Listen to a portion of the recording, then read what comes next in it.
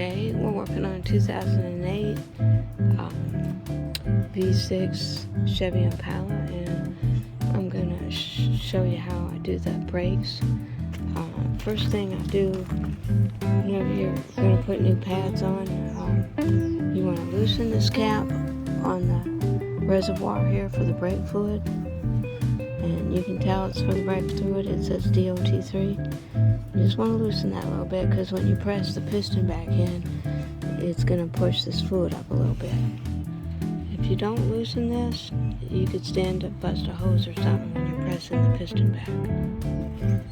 Also, keep the cap on there loosely. Don't take it off, because brake fluid will absorb moisture very quickly from the air, and that would not be good. Okay, I've got the car jacked up in the front and got a jack stand there, and I've got the wheel off now and got the wheels turned to the right. I'm working on the right side brake right now, and this is so I can access these bolts. And what I'm going to do is I'm going to loosen, this is a caliper, I'm going to loosen the caliper bolts. There's one here and one down here.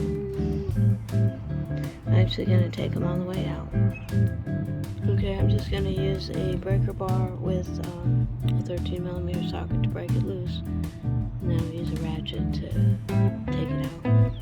Okay, once I got them loose, they came right out with my fingers. Very easy. And now I'm just going to lift this caliper off. Okay, it came right off. If yours doesn't come off, use a screwdriver or a hammer. And here you'll see the pistons there. What I'm going to do is get the new brake pads and take these off. Okay, I'm using Raybestos pads. I've been told they're one of the better ones. These are ceramic, so they don't create a lot of dust on your wheel. And here's the part number. I don't know if you can see that or not, but I just ordered these from Rock Auto.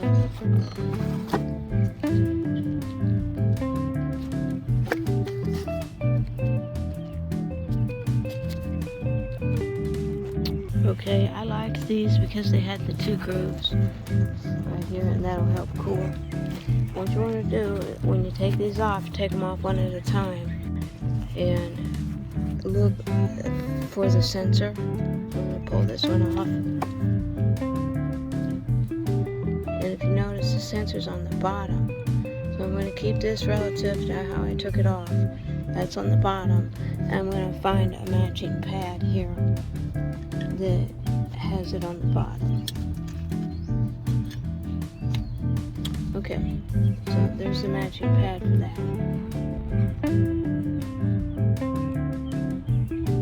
I'm going to do the same thing with the other side. Take it off and take a look where the sensor is on that. The sensor on this is at the top. I'm going to keep that in position there and find the matching pad for that.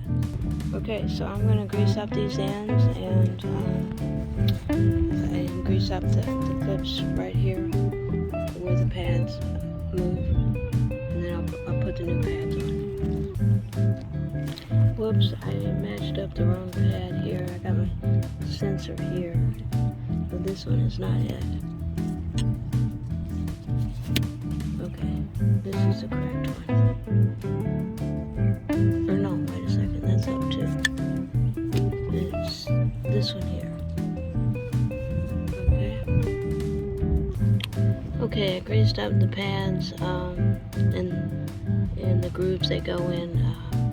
I actually used some silicone grease that I keep handy. I've never had a problem with that. Now somebody might say that's bad to do, but never had trouble with my brakes wearing a lot with that. That seems to take the heat. You can also use this brake copper grease. White lithium grease would probably work too.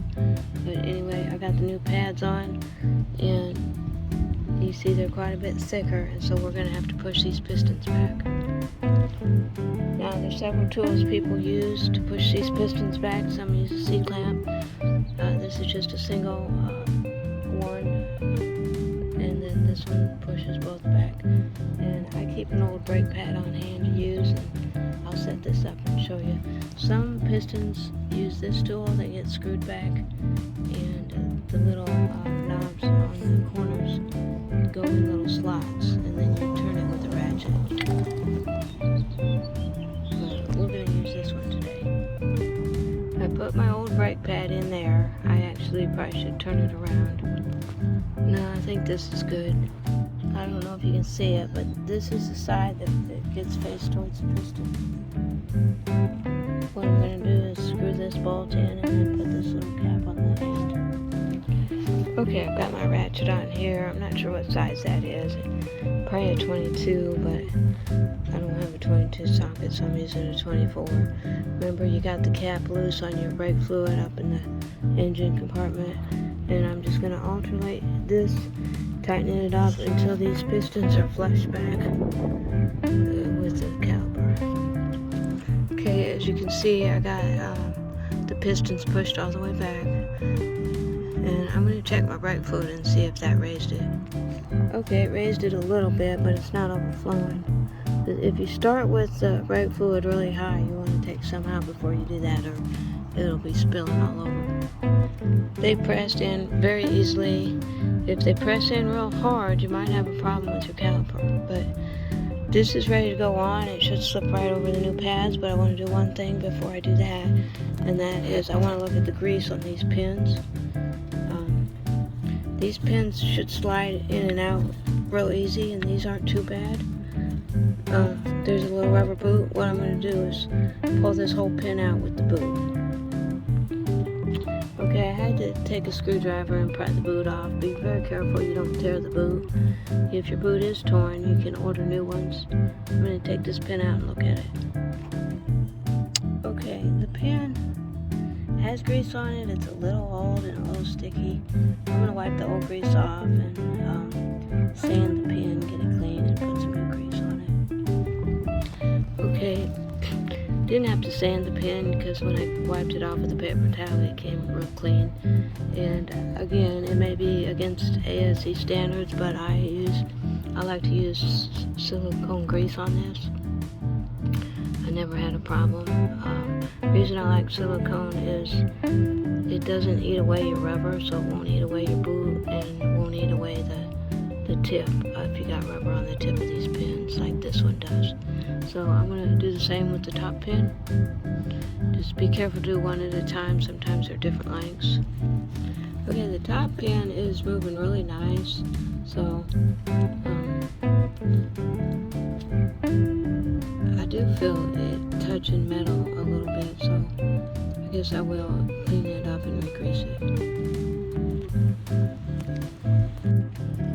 Okay, I don't feel that metal to metal anymore, so that's good. So when you do that, then just push it on, and the boot goes right back on. I don't know if you can see that or not. Now it's time to slip this caliper over.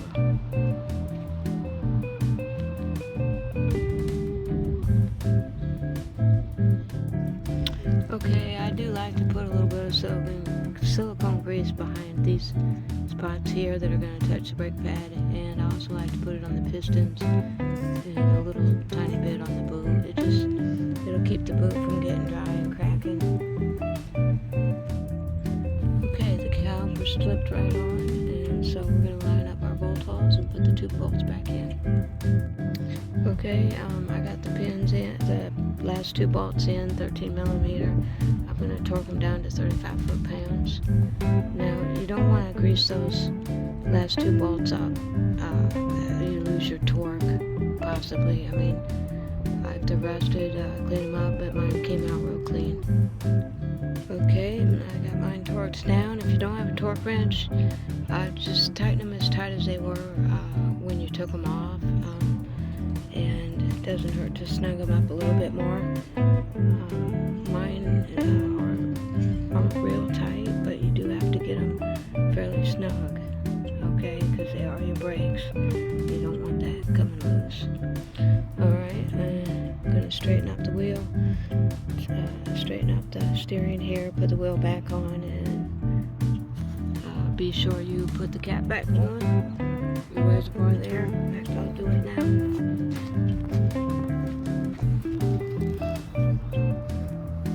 Okay, and I'm going to do the other side. When I get done, I'm going to take some of this brake fluid out so it's down to the max level. Okay, it looks a little too high.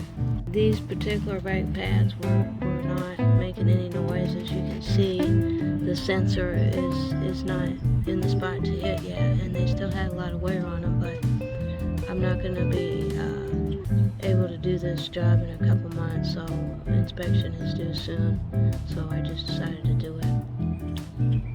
Okay, I did want to mention something I've learned in the years I've done brakes, and that is, I've noticed if you let your brakes go all the way down to the sensor, and a lot of times on older vehicles that also will somehow cause your piston to go bad. So if your brakes are really close to the sensor hitting, don't be afraid to put some new pads on. That'll keep your piston from extending fully, and might save you from getting a new piston. Okay, my level is way above. You can see where it's at, and it's supposed to be down there. So I'm going to take some out